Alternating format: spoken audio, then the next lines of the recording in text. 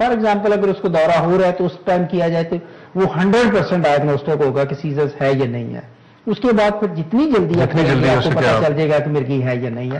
لیکن یہ بات فیبرل سیزر جو آپ کے ذہن میں ہے اس میں 2 ہفتے سے پہلے ایجی نہیں کرنی چاہیے. ٹھیک ہے. اور باقیوں میں آپ کبھی بھی جتنی بھی ارلی آئے وہ کر سکتے ہیں. اچھا ڈاکٹر صاحب یہ بتائیے گا کہ جو ہمارے ہاں جیسے ہم نے پہلے ڈسکس بھی کیا تھا کہ ہمارے ہاں تقریباً 1% کے قریب بچے ہیں جس کے اندر یا 0.8% جو بچے ہیں اس کے اندر مرگی کا مسئلہ دیکھا جا رہا ہے. تو یہ بتائیے گا کہ کون کون سے فیکٹرز ہوتے ہیں جو مرگی کو کسی بچے کے اندر کرتے ہیں. جینیٹک فیکٹرز بھی ہیں, انوائرمنٹل فیکٹرز بھی ہیں. تو جینیٹک کے حوالے سے ہم پہلے بات کر لیتے ہیں. تو کیا اس کا ایک اسٹرانگ فیملی ہسٹری اس کو سپورٹ کرتی ہے کہ والد میں ہے, والدہ میں ہے یا بہن بھائیوں میں ہے, تو بچے میں کیا امکانات ہوں گے؟ جی بہت سے جینیٹک فیکٹرز ہوتے ہیں جس میں بچوں میں ایپیلیپسی جاتی ہے. فار ایگزامپل ایک آٹوسومل ڈومیننٹ ہوتی ہے, وہ 50% سے بھی زیادہ اگر ماں باپ کو ایپیلیپسی ہے تو بچوں میں آتی ہے. اور ان میں سے اگر ایک ماں کو یا باپ کو مرگی ہے تو بچے میں تقریباً 30% چانسز ہے اس کو مرگی ہوتی ہے.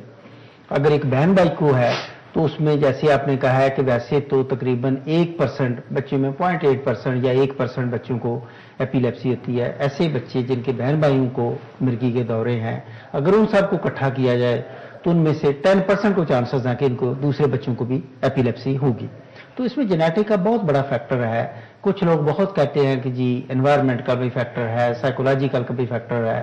ابھی میں نے بھی ایک اسٹڈی کی ہے گجرانوالے میں 11 یونین کونسل میں.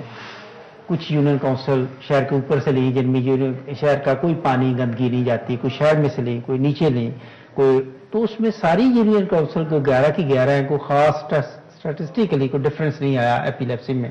تو لگتا یہ ہے کہ پیور مرگی ہے جو یہ زیادہ جینیٹک کے ساتھ ایسوسیٹیڈ ہے, not with the environment and not with the other factor. اچھا تو جو ہم ٹریڈیشنلی کہتے ہیں کہ خاندان کے اندر شادی نہیں کرنی چاہیے اور بہت ساری بیماریاں ایسی ہیں جو خاندان میں شادی کرنے کی وجہ سے آگمنٹ ہو جاتی ہیں, زیادہ شدت کے ساتھ سامنے آتی ہیں, تو کیا آپ سمجھتے ہیں کہ اگر کسی فیملی کے اندر مرگی کا مریض ہے تو اسے فیوچر میں بچنے کے لیے خاندان سے باہر یا ایسے خاندانوں میں کرنی چاہیے جہاں یہ مسئلہ نہ ہو؟ ڈیفینیٹلی آپ کا بہت اچھا کویسچنز ہے, خاص کر کے کہ ہماری عوام کو جیسے آپ اویئرنیس کی بڑی کوشش کر رہے ہیں کہ لوگوں کو اویئرنیس آئے, تعلیم آئے. ایسے خاندان میں جن میں ایپیلیپسی ہے یا مرگی ہے آپس میں شادی نہیں کرنی چاہیے, جیسے میں نے کہا جینیٹکس کا ہے. لیکن اس کے علاوہ اور بہت سی بیماریاں جن میں دورے ہوتے ہیں, خاص کر کے ہمارے ملک میں اگر بہت زیادہ ذہنی معذوری نہ ہو, اعضاء کی معذوری نہ ہو تو پتہ ہی نہیں چلتا کہ یہ دورے مرگی کے ہے یا کوئی مائلڈ میٹابولک ڈس آرڈر ہے یا اس طرح کی کوئی اور چیز ہے. تو اس میں بھی زیادہ فیملی کے اندر اگر آپ کریں گے تو بہت زیادہ چانسز ہیں کہ ان کو سخت بیماری ہوگی, سخت دورے پڑ جائیں گے. فار ایگزامپل اگر 2 فیملی میں 2 بچوں کو تھوڑے تھوڑے دورے ہیں, ان کی شادی ہو جاتی ہے تو ان کے بچوں کو جو ہوگا وہ بہت ہی زیادہ سخت دورے ہو سکتے ہیں, جیسے کہ خاندانی بیماری میں ہوتا ہے کہ ایک سے دوسرے کو زیادہ سخت دورے پڑ سکتے ہیں. اچھا ڈاکٹر صاحب یہ بتائیے گا کہ جو ہمارا ایپیلیپسی کا ایک دفعہ ہو جاتا ہے, جب آپ نے کہا کہ 2 دفعہ ہو جائے یا ایک دفعہ شدت کے ساتھ ہو جائے تو پھر آپ اس کا ڈائگنوسس کرتے ہیں اور اس کو مریض کے لیے ہم مریض کے طور پہ اس کو چلاتے ہیں. تو جیسے ہی ہمیں پتہ لگتا ہے تو کیا ہمیں تشخیص کے بعد جو ادویات ہیں وہ فوری طور پہ اس کو مریض کو شروع کر دینی چاہیے یا اس کے لیے کوئی وقفہ ہمیں چاہیے ہوگا؟ وہ اس سوال کا جواب بھی آپ نے خود ہی دے دیا کہ جب 2 دورے ہو گئے اور آپ نے ساری تشخیص کر لی, آپ نے کہا یہ مرگی ہے, اس کو دوائی شروع کرنی ہے. یہ دوائی شروع کرنا کوئی آسان کام نہیں ہے. یہ دوائی یہ کرنی ہے کہ بچے کا ماں باپ کیا کرتے ہیں, بچے کی ذہنی توازن کیسا ہے, بچے کی عمر کیسے ہے اور بچے کے ماں باپ کی معاشی حالات کیسے ہیں, تاکہ کوشش پہلی تو یہ ہونا کہ وہ بچے کے دورے بھی صحیح ہوں اور اس کی صحت بھی صحیح رہے.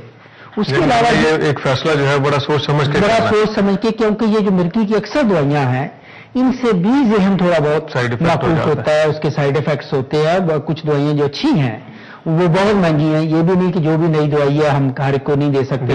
ابھی ہم ایک چھوٹا سا بریک لیتے ہیں اور اس کے بعد ہم اپنی گفتگو کو یہیں سے جاری رکھیں گے. ہمارے ساتھ رہیے گا.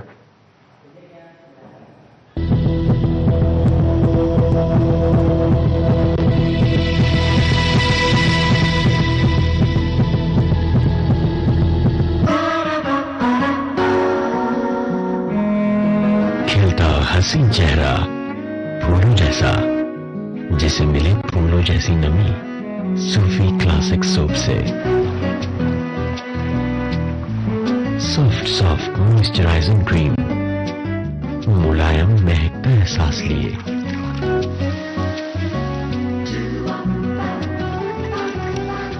खिलती महकती जिंदगी, सूफी क्लासिक सोप।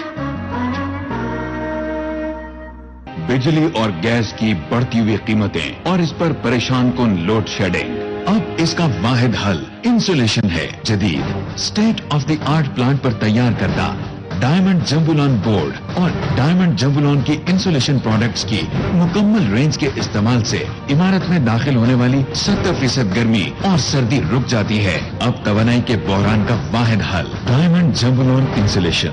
0322 4455 111।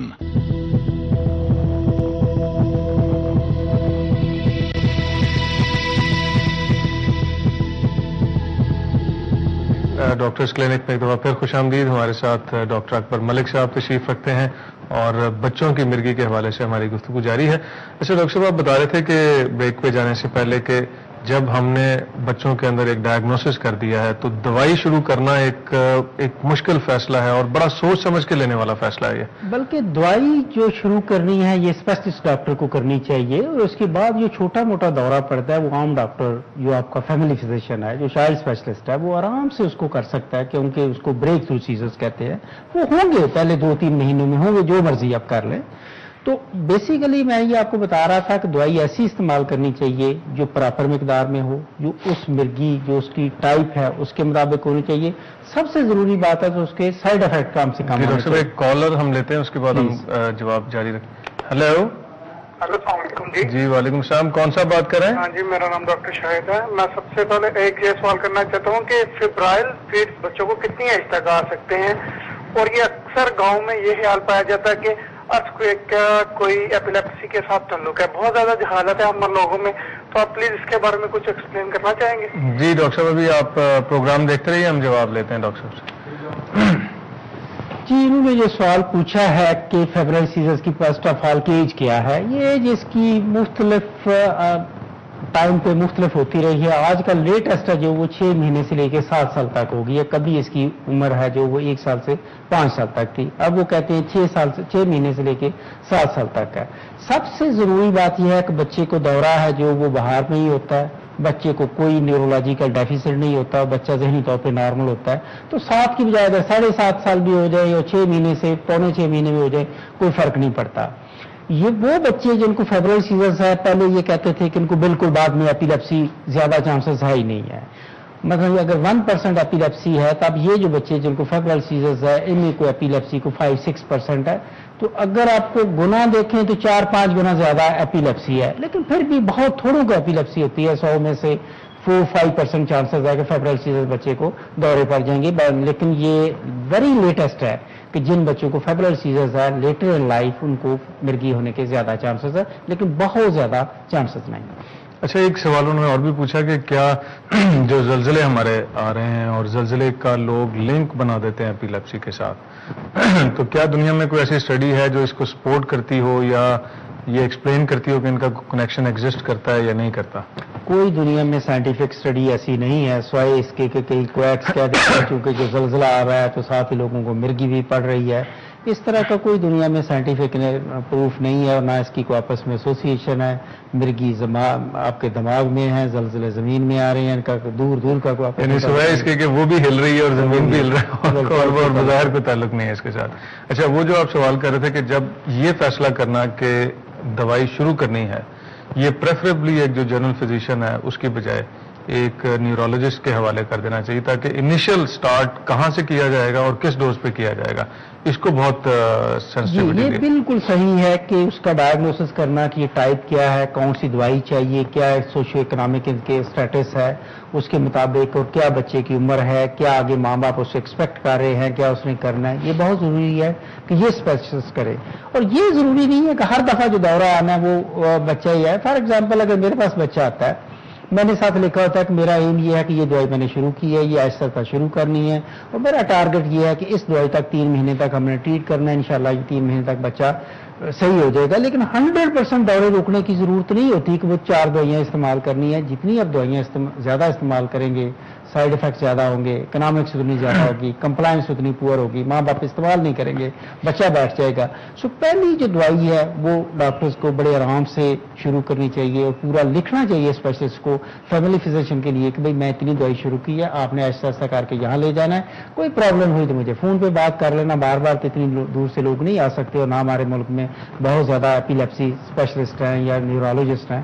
تو یہ مل جل کے کرنا چاہیے. ان بٹوین جو وہ فیملی. اچھا، یہ آپ نے بڑی امپورٹنٹ بات کی ہے کہ جو ڈاکٹر یا جو والدین یہ چاہتے ہیں کہ بس اب دوائی شروع کی ہے تو دورے بالکل بند ہو جائیں، یعنی یہ والی اپروچ صحیح نہیں ہے. یہ بالکل اپروچ اگر آپ نے علاج کرنا ہے تو آہستہ آہستہ دوروں کو ختم کرنا ہے، اور اگر بیچ میں پڑ بھی جاتے ہیں تو پریشانی والی بات نہیں، اور نہ ہی اپنے فزیشین پہ آپ نے زور ڈالنا ہے کہ جس کی دوائی بڑھائیں یا دوسری دوائی کریں یا تیسری دوائی کریں. یہ نہیں بالکل آپ نے کرنا صحیح کہا کہ بہت سی ایپیلیپسی کے اینٹی ایپیلیپٹک ڈرگز سے کہتے ہیں، ان کا اثر ہی آپ نے آہستہ آہستہ بڑھانا ہے تاکہ وہ مہینے سے 1.5 مہینے تک جا کے تو آپ پراپر ڈوز پہ پہنچتے ہو. اگلا مہینہ آپ ان کو اثر کرنے کے لیے کہتے ہو تو یوزلی 2 سے 3 مہینے لگ جاتے ہیں. اور میں لکھتا رہتا ہوں اس پہ کبھی یہ ڈاکٹرز کے لیے کہ بھئی یہ دوائی شروع کرو تو 3 مہینے تک آپ ایک دوائی کو اسے کنونشنل اینٹی ایپیلیپٹک ڈرگ کہتے ہیں، جس میں یہ فینوباربیٹول غریبوں کے لیے، غریب پیشنٹس کے لیے ہے، فینیٹائن ہے، ویلپروک ایسڈ ہے، کاربامازیپین ہے. تو اس کو اگر شروع کیا ہے تو 3 مہینے تک اس کو جاری رکھو